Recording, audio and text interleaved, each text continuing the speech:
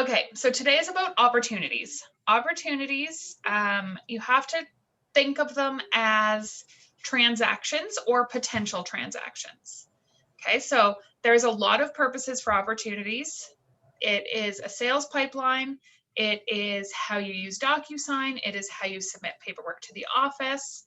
We're going to focus on the pipeline part of opportunities today. So we have separate DocuSign classes. We have separate compliance classes, which is how you submit paperwork. So it's going to be mostly the pipeline today and tasks. So Command is designed to automate your business, and opportunities is a huge part of that. So you can design your opportunities to give you tasks on what to do with each opportunity. And like I just said, an opportunity is a transaction or a potential transaction. Okay. So I'm going to share my screen and open up Command. Oh, you got to be a good boy. So opportunities is the shaking hands icon right here. Remember, if you click the KW at the top, it does expand the menu so you can see what those icons mean. So we're going into opportunities. So like I said, it's a pipeline. So you get two pipelines here. You have a listings pipeline and a buyer's pipeline. So obviously your listing transactions are going to go in listings and your buyer transactions are going to go in buyers. So the way that the pipelines, there's also a leases pipeline down here. Most states and provinces also deal with leases. We don't, just ignore it. Some people use it for if you have a different business, you can use it for that, just to keep track of things. But for real estate, just ignore it. Some people use it for like profit share purposes. If you're working on any agents trying to get them to join KW, you could use it for that. Whatever you want, but for sales, we're going to work in listings and buyers. So both pipelines are the exact same along here. So these buttons here are called phases. So we have cultivate, appointment, active, under contract, and closed. So this is your pipeline. Cultivate is anything before an appointment. So remember I said it's also potential transactions. So this is, you heard someone is thinking about selling their house. You can create an opportunity and put them in cultivate. You do not yet have an appointment with that person. Make sense? That's the one that people have a hard time with sometimes. From there, it's pretty straightforward. Once you have an appointment with that person, you move them to the appointment phase. Then when it becomes an active listing, you move it to active. Then you get an accepted offer, and then it closes. Make sense? So that's the same for both listings and buyers. Over to the right here, it's going to be calculating your income.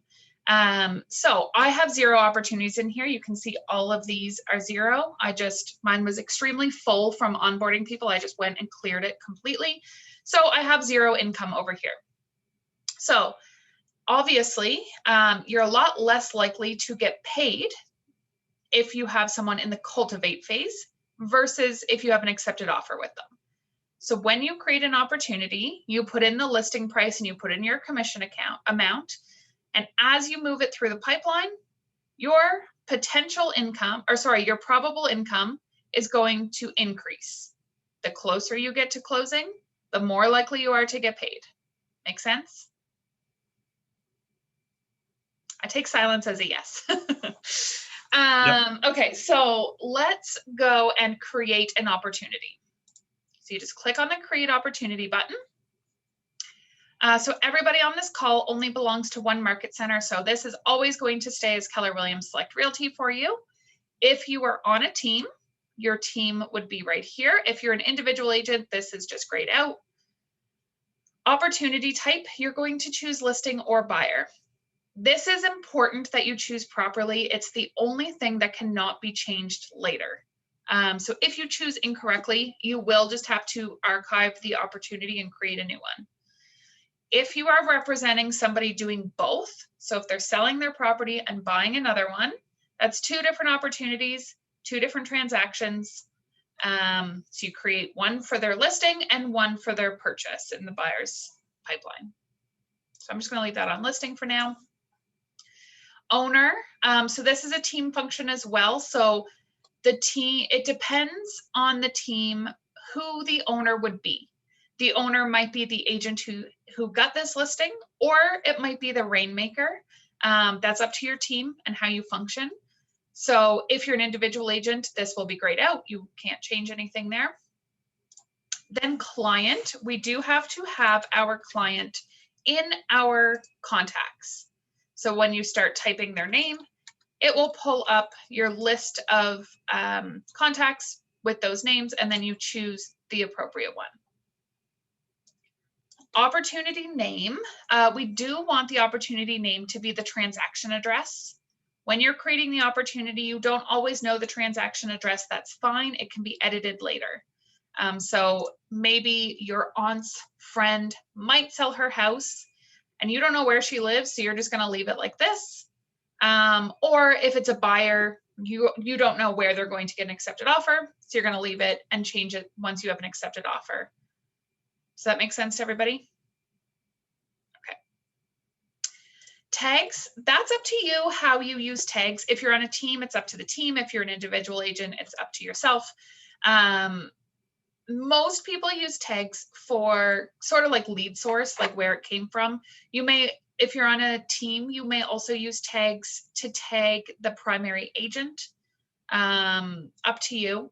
So I created a tag home show 2020 as an example. So if you put a booth in a home show, you gathered leads, and then that lead actually became a transaction, you could tag that as home show 2020 so you know where that transaction came from. Estimated closing date. Again, you probably don't know right out of the gate, but please fill it in once you know what the closing date is. It helps. I said we weren't going to touch on compliance at all, but for compliance purposes, it is a huge deal to us in the office. So please, once you know the closing date, plop it in there. When you're first creating the opportunity, you probably don't know. That's fine. Just leave it blank. Estimated listing price. It is not a required field, so you can leave it blank if you want to. However, if you leave it blank, it cannot calculate your income for that opportunity over here. No matter what commission rate I put in, 2.5% of 0 is still 0, so it's going to leave your income as 0. So if you are trying to keep track of your GCI, put it in. It can be edited down the road. So if you know that this listing is in X community and the average price in that community is $250, throw it in there. When you then actually figure out which house it is or go see the house and you realize, oh, this one's nicer than the rest, it's probably going to be $300. Or, oh, this one's not as nice as the rest, it's going to be $200. Whatever, you can change it. So put something in, or else your commission will not calculate over here. And then we just choose where in the pipeline this opportunity is. So like I said, if it's your aunt's friend who you heard might sell their house, that's cultivate. You have not yet had an appointment with that person. Or maybe your brother called and said, I'm selling my house, come do the paperwork. And you're going straight to active, right? Who knows? It will not allow you to put it in past active because you should have the opportunity created by the time it's active. Okay. So let's put it in active for now. A lot of times you might go straight to appointment. You don't even know people are considering it. And then they call you and say, hey, I'm thinking about selling my house. Can you come and meet with me about it? The stage over here, we have not touched on yet. The stage is essentially like sub phases. So within appointment, where you can create like subcategories within each phase. So as I change these, if I put it to cultivate, I have different stages. I am going to go into much more detail on those, so that will make more sense shortly. And then the assignee here, that is who on the team is dealing with this transaction. So if you're an individual agent, again, it'll be grayed out. Don't worry about it. If you're on a team, so let's say I was on Melanie's team. Melanie's the rainmaker. And Melanie gave me this lead. So she's going to be the owner of this opportunity, but I'm the person actually doing the transaction, so I would be the assignee. Okay, again, up to the team how that works, but that is the idea behind it. If you're an individual agent, don't worry about it. So I'm just going to create that opportunity, which brings me right in. So here's all the information I put in. It's in the appointment phase, scheduling. My sellers are right here. My commission is 2.5%. The estimated listing price is $300,000. At any point, I can click this pencil and edit any of those details. Like I said, the only thing you cannot edit is whether you chose that it was a listing or a buyer. You can't change that. You would just have to archive it in that case. Okay, everybody good? Yes. Perfect, thank you. All right, that's all that there is to creating an opportunity. It's really simple. So I'm gonna go back out and go back to the pipeline view. So I'm just gonna click on opportunities again. So we're back to the pipeline. So you can now see I have one appointment, opportunity, and listings. That's that one I just created. So my potential income from that transaction is $7,500. So 2.5% of 300,000. But my probable income is $750 because I'm only at appointment. The more I move it through the pipeline, the more this will increase. Okay. It's a hard example when there's only one, because with your transaction, you either get 100% of the commission or 0% of the commission. It either completes or it doesn't. But when you have a whole slew of opportunities in here, that evens out and makes much more sense. All right, so I'm going to dive into the pipeline. So how many people looked at the attachments that I sent out the last 2 days? I know Susan did. Anybody else? I did. Sherry. Yay. I did. Yay. Okay. Let I me did too. find those checklists. So I created sample task lists for this purpose. So I started off the call, some of you joined later. I started off the call saying command is intended to automate your business and take out your guesswork. So this is a huge, huge, huge piece of it. It's a little bit hard to imagine when you're an individual agent, you do everything yourself, you know your workflow, you know what needs to be done. But I always say, imagine you had to hire an assistant and you don't have time to train them. I mean, we all know you get so busy and you're like, oh my God, I need an assistant, but then you're too busy to train them. That's always what happens. If you have this set up, command is going to tell the assistant what needs to be done at every point of the transaction. Okay. So I created this checklist as a sample. I have sent it to everybody. I can send it to you again. I unfortunately cannot do this for you. So I have to send you this PDF and then you have to build it in your own command. But I did all the hard work for you. I came up with the system, and it will not fit everybody. It's a general idea. I built it more so for brand new agents who have no idea what their workflow is. They can use this. Then as they learn what the workflow is, they can tweak it. If you're an experienced agent, you might look at this to get an idea and then build it completely differently based on how you run your business. So these bolded words here, we have cultivate, appointment, active, under contract, and closed. Sound familiar? Yep. These guys right here. So like I mentioned, you can create subcategories within each phase. So we have the phase of cultivate.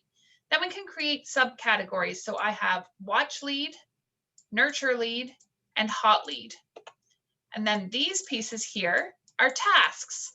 So every time you put an opportunity in watch lead, command is going to give you a task of get the phone number of the lead, get the email of the lead, and get the address of the lead. Okay, so remember this is for a listing. And guess what? Once you have those pieces of information, you can create them, you can fill it out in your contact. So the contact does have to exist in order to create the opportunity. So it's a little bit tricky there, but you can create the contact with just the name and maybe a fake phone number to get it in there. And then as you get this information, you would create it in your contacts. So once you have all that done, you can move it through to nurture lead. And then it's going to give you a task saying to do a follow-up call and put the seller on a smart plan. So build a smart plan to nurture your seller leads, and then you put them on the smart plan. Then when it's a hot lead, you can contact the seller to set the appointment. Okay. So then we move to appointment. We have scheduling initial appointment. You're going to get tasks saying to update your database, update your opportunity, start a listing folder, create a listing presentation, and find comparables. Okay. Then you have your initial appointment. So you're going to send a reminder to the client, make sure they don't forget about your appointment. Then you have another appointment with them to get your contracts done. I just put in brackets here, it may be virtual. A lot of times you end up docu-signing them, their paperwork. So again, this is totally just a sample, but don't feel like you have to have another in-person appointment if that doesn't fit you and your client. So you're gonna, in that appointment, you're gonna outline the cost of sale, get your WWR signed, your SDBA, your PDS, and gather supporting documents, so their tax bills, power bills, etc. Then you have an active listing. So we have the stage of prepare a listing. Ensure your client has a copy of contracts. If you use DocuSign, they automatically get it. But if you don't use DocuSign, remember you have to give them a copy of all the signed contracts, so make sure that happens. Order the sign installation. So when you're preparing your listing, make sure you order someone to install the sign on the listing. Schedule or take your listing photos. Write the listing overview. Get the house cleaned and staged. Install the lockbox. So again, to experienced agents, this is like, well, duh, of course I have to install the lockbox, but brand new agents might not know it. And if you hire an assistant, they might not know it. Publish your listing. Upload your paperwork to Command to send it to the office. Make social media posts introducing your new listing, and create flyers to leave at the house. Again, these are suggestions. Your workflow is up to you. These are just suggestions. I'm not going to go through all of this. Does that make sense to everybody? A little bit? Yes, it does. Just love to see how it's actually In implemented. Command. Okay. So if I click on Cultivate, it's going to bring me in. So you can see I have some subcategories. I keep calling them here. They're actually called stages. So if I click up here, edit stages, I can edit these. So I know you guys can't see that list anymore. I have it on my other screen. So I have this as watch lead. And I deemed that I have a 5% probability of closing that deal. Okay. And then my tasks for this stage, I have get phone number.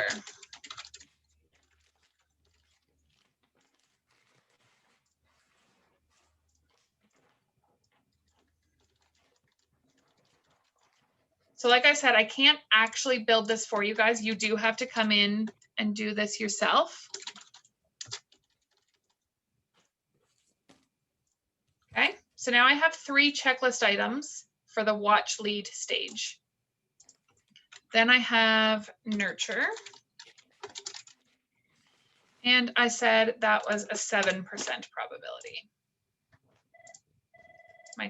My tasks in this one are follow-up call and put on.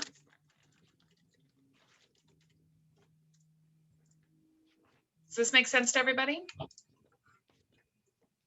Yeah, it's great. Okay.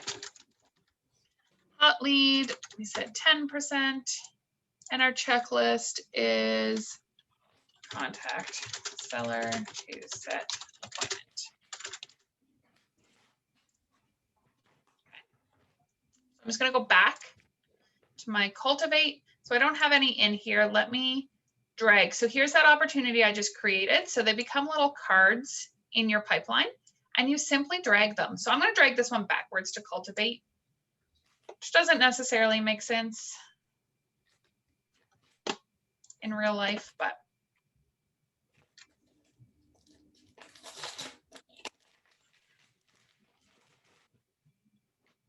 why did that not update? You're on the appointment one. Oh, that's why. Thank you. So when I have an opportunity in Watch Lead, you can see on this opportunity, I have completed 0 of 3 tasks. Okay. If I click here, I can see the tasks. Because I'm on a team, I can assign who on my team is to do this task. So if Jessica is the administrator of the team, I can assign that to Jess. If me as the agent is doing this one, I would do it and here. Okay. Unfortunately, this does have to be done manually on each opportunity. If you're an individual agent, all tasks are assigned to you. There's no one else to assign it to. So if I come into my tasks up here, I'm not sure if these would have come through that quickly, but if I come to opportunity tasks, yeah, they didn't come through that quick. But they would show here. Okay, does that make sense? So those checklist items in the end become tasks. Is everybody good? All right, remember I'm taking silence as a yes. Yep, good. So as these things are done, you simply check them off. Now I have 2 of 3 done. So now okay, so let's complete this one. Maybe this person called me and said, hey, I'm getting more serious. I'm ready to list. Can we meet? You might skip these stages. So you're not putting them on the smart plan, but that's fine. They're already interested in using you. So you're going to bring it right up to appointment. Okay. Do you see how appointment is turning blue? That means you can let go and it will move to appointment. So now if I click on appointment, it's here. So right now under scheduling, I have 3 tasks. Here they are. So if I was an individual agent, these automatically just become tasks in my task list. If I'm on a team, I have to assign who is doing what. Okay. Thank you. I needed this in my life. Yeah, it's so simple. So being a brand new agent and you don't know your workflow, it doesn't just come naturally yet. Build this and Command will tell you what to do. You get a notification from Kelly on your phone every single day telling you what tasks. So you'll get a push notification saying, do these things. You have no excuse to forget things anymore. Okay? Make sense? Yes, that's great. Thank you. Awesome. Does anybody need me to repeat anything? Not yet. Not yet? I was I recording. mean, that's really all that there is. Yes, I can keep going and adding my more tasks through each phase, but it's the same thing. I sent you the guys the PDF list. It's just a matter of coming through. So each phase we did cultivate. Now we come into appointment. Click edit stages. What do I have under appointment? Schedule initial appointment.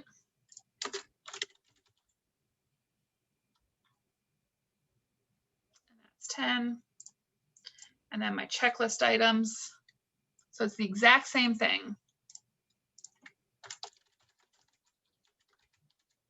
And like I said, this is just a sample. If these items don't make sense to you or don't fit what you do, don't add them.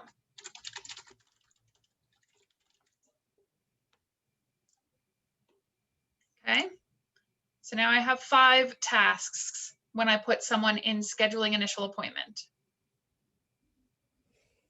Make sense? I've been getting a lot of questions lately about how come my opportunity hasn't moved from appointment to active. It's not that smart. It doesn't do it on its own. You have to drag it. Okay. It's as simple as that. Click and drag, move it to appointment or to active, sorry. Erin, I wanted to ask about the client update. And I was going to ask Phil if he's been using it. Have you done any training on it? I haven't dabbled in it to see what it looks like on the other end. But I'm curious. So I have not used it since I don't actually use opportunities much. What client update means. So when I am editing the stages, so when I am creating these tasks, I can check off if I want a client update for this task. What that does is when you mark it as complete, at the end of the day, it will send your client an email that says X, X, and X task have been completed. So when you check it as complete, it updates your client that it's been complete. So you definitely wouldn't update them on every single task. They don't care about everything. They don't care that you installed the lockbox. They probably know since they probably entered their house since they did it, right? But maybe they want to know that you booked the stager. If you told them you were booking a stager, then they'll get an email saying the stager's booked. I mean, you've probably been in contact with them to tell them when it's booked for. But so that's what that does. It just sends them one email a day with a summary of what's been checked off as complete. Does that answer your question, Susan? No, that's fine. What else did you need me to clarify? Well, no, I know, I've obviously learned what it does, and You it's just very want to know if cool anyone because uses there are it. some big teams that I've seen that are using it. Mhm. And it's just to update your clients to Yeah. say, so that they don't think that you're not doing anything when it Yeah. shows like, this is what we did today. We've ordered the sign up. We've put your lockbox on. We've done this. And it, like it says that this is what we've done for you. Cause again, we do a lot of this stuff in the background and they don't realize, and then you Mhm. sell their house in 3 days and they're like, oh, how much am I paying you? So it's just, I thought it was a very cool. I just haven't seen what it looks like. And I haven't dabbled in that yet. And I was just curious if someone was using it and how, so that's why I was gonna. Yeah, I'm not Susan, sure if Phil uses it. Susan, if you want, why don't And you set me up as a contact and send me one? And then I'll just reply and show you what it looks like. Yeah, well, I can set myself up as a contact too. Yeah, I was just curious as to, again, there's things about that I'm sure a lot of people didn't know that you could do this. Mhm. And that's why I just find it interesting with Command. Like they're trying to make it a seamless process for us to, because it does look like even as a single agent, you look like you have an assistant when they're getting emails saying, we've done A, B, and C today, which Exactly. I think is very cool. It would be nice to have a preview. So even to have a preview to say, this is what the client's going to see when they get it. Yeah, so I just marked for these to be to send a client update, and I have Alex and Jess as my clients, so they should get an email today. So we can forward it to all you guys. When Jess gets the email, we'll forward it to you. Nice, thank you. Welcome. And like Susan just said, maybe you want to mark every single task as having a client update so they're aware of what you're doing for them.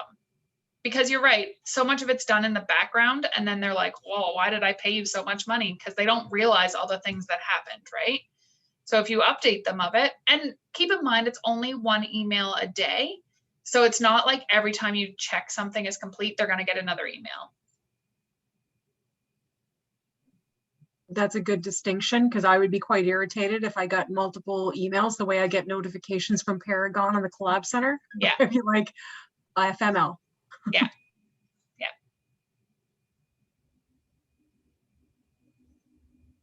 Any questions? No? Okay. So first, when you're first setting this up, it is going to be a lot of work. Not a lot, just tedious work. I did the hard work if you want to use my checklist example. But it does take time to come in and build each task, right? So remember, you click edit stages, you can build the stages and then the checklist associated with each stage. So that will take you some time. But you just do it once and then it exists for every opportunity that you put in there. However, the advantage I find is when you sit down at your computer in the morning and you open your opportunities and you have multiple deals on the go, you can, it's just laid out for you of where each each deal is. And Mhm. again, into those sections, you can break them down so that you can keep moving the opportunity, so you know where it is and what you have left to do. And I think that's pretty amazing to Oof. stay organized. Mhm. I Yep. just want to point out too, the board view is the default view, but you can change it to list as well. If that, some people just like seeing things different. There's that option as well. Also, like a lot of people say that the cultivate stage or phase, sorry, is pointless to them. If you put your cultivate people in there or your appointment, you're not going to forget that those people exist, right? You get busy and then you totally forget that you were hoping to work with Susan. If you have them in cultivate and every morning when you have your coffee, you sit down, open up your opportunities, see what you have to do today, you're going to be reminded that that person exists, right? Yeah, it's like meeting someone at open house and they say, oh, well, we're thinking about selling next year. Mhm. And then that's where you put them, like you said, and then they Yeah. just don't, because if we try to keep it all organized in our head, that's when things get difficult. Exactly. That's really Plus, all I that. look at cultivate. Sorry, go ahead, is Susan. that, well, cultivate is people say that, but cultivate is a great drip campaign. Like you can have a smart plan set up for the people who, are going to sell in 1 to 2 years, or Mhm. past clients that you want to just keep on a drip campaign that aren't buying or selling right now. Yeah. So command. Thanks, Erin. You're amazing. No worries. So just remember, command is trying to automate and simplify your business. Opportunities is a huge piece of that. Okay. If you're using it properly, it is huge for automating your business. It just tells you what to do. You don't have to think. All right. That's really all that there is. This was shorter than I was expecting it to be, but you don't need to sit here and watch me add each task. It's the same in each phase. So just take some time and build it. And then it's always built, like it's always the same every opportunity you put in there. And if you're on a team and you're the rainmaker, you have to set it and it automatically is there for your team members.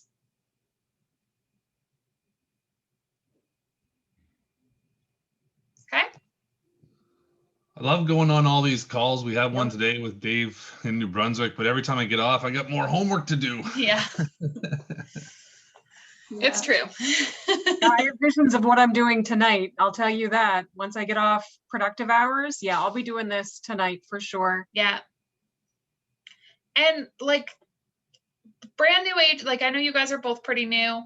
You don't know what your workflow is yet. So use that spreadsheet that I made and then just change it as you learn what you like to do. Maybe there's more things that you want added in there. Maybe there's some things that you don't want in there. So just get rid of them.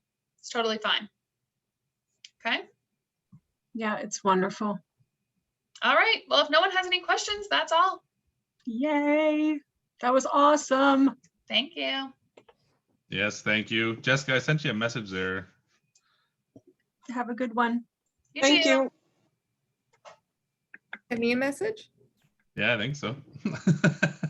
Uh, Yeah, direct message. oh, I see. Actually, I'm gonna direct that to Erin. It was where we got the masks made. Oh, it's actually my brother-in-law. He owns a company called Edgecombs Marketing. So we got them from him. I can send you his email address. Yeah, if you wouldn't mind, I wouldn't mind taking it back and getting realtor put on the opposite side. Oh, yeah, he won't do that. Can he make another one then and do it or no? Well, he can, but the minimum is 100. Oh, okay. Can we do it for the next set? If we do a next set? We'll see. There's a whole bunch sitting in the office, so I don't know if there will be another set. Oh, okay. But you can just take it somewhere. Someone will put it on it for you. Yeah. You know, anyone with Cricut, they can do it.